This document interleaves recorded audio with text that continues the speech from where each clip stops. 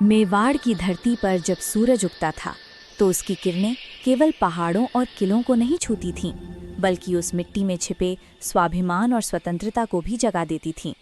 उसी पावन धरती पर जन्म हुआ एक ऐसे बालक का जिसका नाम था प्रताप, और जो आगे चलकर इतिहास में महाराणा प्रताप कहलाया।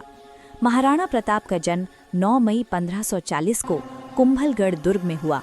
उनके पिता थे महाराणा उदय सिंह और माता थी महारानी जयवंता कंवर। बचपन से ही प्रताप सामान्य राजकुमारों जैसे नहीं थे। जहां अन्य बालक खेलकूद और विलास में रहते, वहीं प्रताप तलवार, भाला और धनुष को अपना मित्र बना चुके थे। उनकी आंखों में हमेशा एक अलग ही चमक रहती थी, स्वतंत्रता की चमक। जब चित्तौड़ मुगलों के हाथों चला गया तो उदय सिंह के बाद मेवाड़ की गद्दी महाराणा प्रताप को मिली। उस समय भारत का सबसे शक्तिशाली शासक था मुगल बादशाह अकबर। अकबर चाहता था कि महाराणा प्रताप भी अन्य राजाओं की तरह मुगल अधीनता स्वीकार कर लें, लेकिन प्रताप के लिए ये केवल सत्ता का प्रश्न नहीं था, ये आत्मसम्मान और मातृभूमि की स्वतंत्रता का प्रश्न था।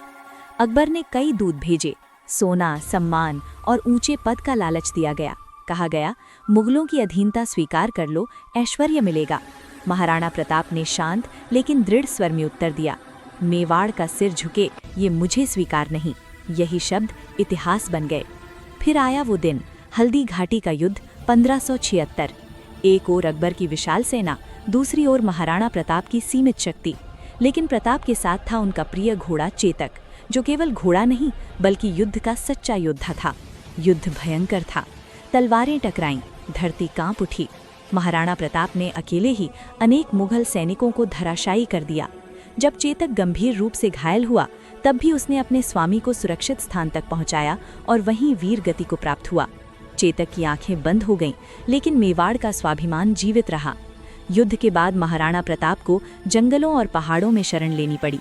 कभी कभी भोजन तक उपलब्ध नहीं होता था। कहा जाता है कि एक बार उनकी पत्नी और बच्चों को घास की रोटियां खानी पड़ी, लेकिन फिर भी महाराणा प्रताप ने मुगलों की अधीनता स्वीकार नहीं की। उनके जीवन में दुख था, संघर्ष था, लेकिन पराजय नहीं थी। वर्षों के अथक संघर्ष के बाद महाराणा प्रताप ने मेवाड़ के अधिकांश क्षेत्र फिर से स्वतंत्र करा लिए। उन्होंने कभी चित्तौड़ पर दोबारा आक्रमण नहीं किया, क्योंकि वे रक्तपात नहीं चाहते थे, वे केवल स्वतंत्रता चाहते थे।